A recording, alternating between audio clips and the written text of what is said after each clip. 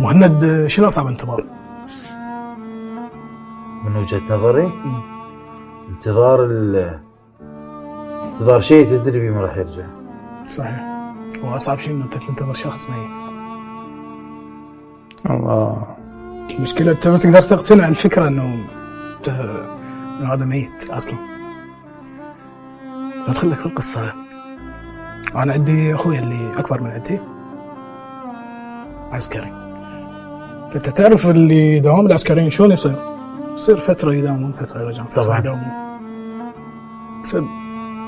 اليوم من الأيام تفاجأنا بخبر إنه هو خلص استشهد. لا رحمة الله. زين. لا رحمة الله.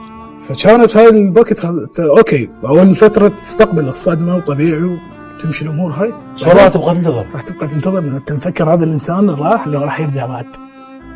فانت تخيل انت تمر السنين، تمر الايام، تمر الشهور، تبغى تنتظر. فقلت له لو ميت وراك ولا امتانيك. الله. لو ميت وراك ولا امتانيك. لو ميت وراك ولا امتانيك، موتك كسر ظهري وهز ثباتي. البقية في حياتك قالوا الناس هو اجضال بعدك من حياتي. وحاكيتك هواي ورا سكوتك، وما شالتني رجلي بيوم موتك. حاكيتك هواي ورا سكوتك، وما شالتني رجلي بيوم موتك. ما ميت أحسك لسه موجود، وبكل ذكرى يتراها لصوتك. الله. وما أدري شلون متحمل قسوتي، رضيت يصير موتك قبل موتي. الله. وما حالف بروحك أنا لليوم، واسكت من عدك ويا أخوتي. الله. وبعدك ما تهم كل الخسارات، بس انت الصدق وسفه وحرامات.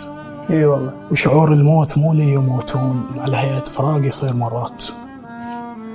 ولا مرتاح بيها ولا عشتها، من الدنيا شفت حتى عفتها.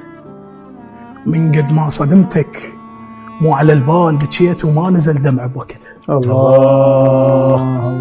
أفكر من قد ما صدمتك مو على البال بكيت، وما نزل دمع بوقتها.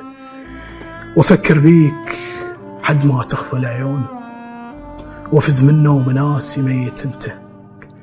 صاير ما تأثر بقرب الناس، لأن كل الحزن اللي بقلبه خدته.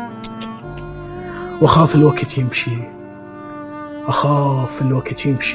وتمشي الأيام، وأنسى شلون عمري وياك عشته. الله. أنا آسف. أبغى بحياتك.